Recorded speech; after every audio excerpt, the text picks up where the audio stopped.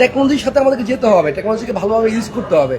আর যদি টেকনোলজি আমরা ইউজ থেকে না করি, আসলে আমাদের মতো এই ধরনের স্পাই ফিল্ম, ইন্টারন্যাশনাল ফিল্ম বানানো আমাদের পসিবল না। বাংলাদেশের সিনেমার বাজেট অনেক লিমিট, এটা বুঝতে হবে। আমি আমার গল্পটা বলার জন্য এআই বলেন, গ্রাফিক্স বলেন, যাই বলেন না কেন, যে কোনো এলিমেন্ট আমি ইউজ করতে পারি। এন্ড অফ দ্য ডেতে আমি গল্প বলতেছি, আমার গল্প স্টোরি টেলিং যদি ঠিক থাকে, আমার কাছে মনে হয় না কোন টেকনোলজি ইউজ করলাম, কি ইউজ করলাম, এটা ম্যাটার করে।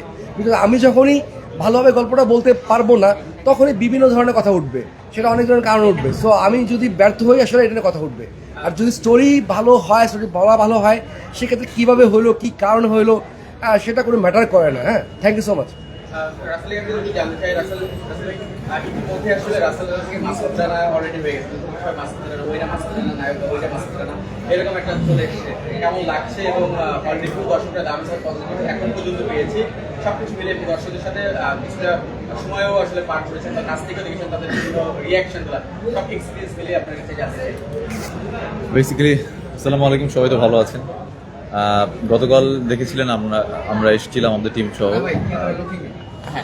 আমরা টিম শো এসেছিলাম গতকালকে হল ভিজিটে। গতকালকে আমরা মোটামুটি ভালো সাড়া পেয়েছি। ফার্স্ট ডে অনেকে আসতে পারেনি, বিকজ ঈদের দিন সবার বাসায় কাজ থাকে, ফ্যামিলিকে সময় দিতে হয়। বাট আজ থেকে সবাই ঘুরতে বেরোচ্ছে এবং সিনেমা দেখছে। সো সেই জায়গা থেকে আজকে একটা চাপ ফিল করছিলাম যে অডিয়েন্সের সাথে সিনেমা দেখাটা আসলে অনেক বড় চাপের ব্যাপার, সেটা আমি আগে বুঝতাম না, এখন বুঝতে পারছি। সো আমি এবং আমাদের সিনেমার যে ডিরেক্টর উনি ছিলেন, আমরা পাশাপাশি বসা ছিলাম এবং we are like fingers cross যে কী বলে অডিয়েন্স, কোথায় কী বলে।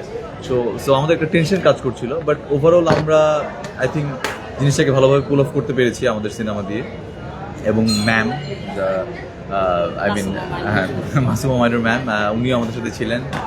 Is the daughter of Kazi Anwar Hossain sir, daughter in law Kazi Anwar Hossain sir. So সেই জায়গা থেকে উনিও অ্যাপ্রিসিয়েট করেছেন। সো আমরা আমাদের জায়গা থেকে মনে হয় জিনিসটাকে পুল অফ করতে পেরেছি, দর্শক অ্যাপ্রিসিয়েট করছে এবং আরও ভালো কাজ আশা করছে। রাসেল রানার মাসুদ রানা এই স্পাই ক্যারেক্টারটাকে কাজ করতে সবচেয়ে বড় চ্যালেঞ্জ কোনটা ছিল জানতে চাই।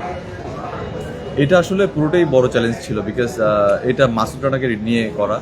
সো এখানে চাইলেই আমরা যে মেইন প্রোটাগনিস্ট, তাকে আমরা ডিফারেন্ট কোনো শেড দিতে পারছিলাম না, তাকে মাসুদ রানা হয়েই আমাদের এক্সিকিউট করতে হচ্ছিল।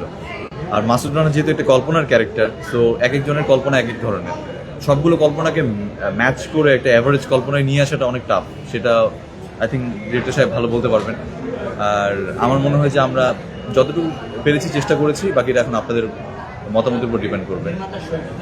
কাজের সাথে আপোষ করে কিনা, বা মাসুদ রানা করতে গিয়ে কি আসলে প্রতিকূলতা পার করতে পেরেছে তার সঙ্গে কাজ করতে গিয়ে, এবং করার ক্ষেত্রে সর্বোচ্চ লেভেল পর্যন্ত যায়, সেই জায়গা থেকে আপনারা আসলে কি ভিতরে যেতে একটু জানতে চাই।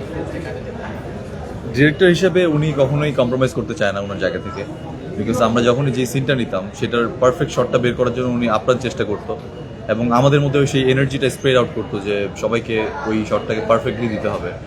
হতে পারে সেটা 2 সেকেন্ডের শট বা 30 সেকেন্ডের, বাট সেটা পারফেক্ট হতে হবে।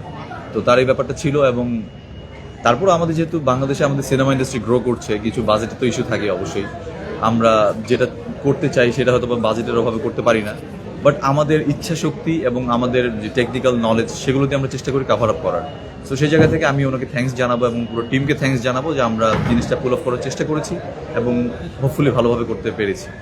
ভাইয়া, আমি নিজেও একজন মাসুদ রানার সিরিজ বই পড়া ওই জেনারেশনের মানুষ, তো একটু জানতে চাবো ভাই, আমরা যে মুভিটা দেখতে পাচ্ছি এটার সাথে বই পড়ার সময় যে ইমাজিনেশনটা হয় পাঠকের মনে, সেটা কি ম্যাচ করতে পারবে কিনা, এটা একটু জানতে চাই। মাসুদ রানা বেসিক্যালি অনেকগুলো বই রয়েছে, সিরিজের অনেকগুলো বই রয়েছে।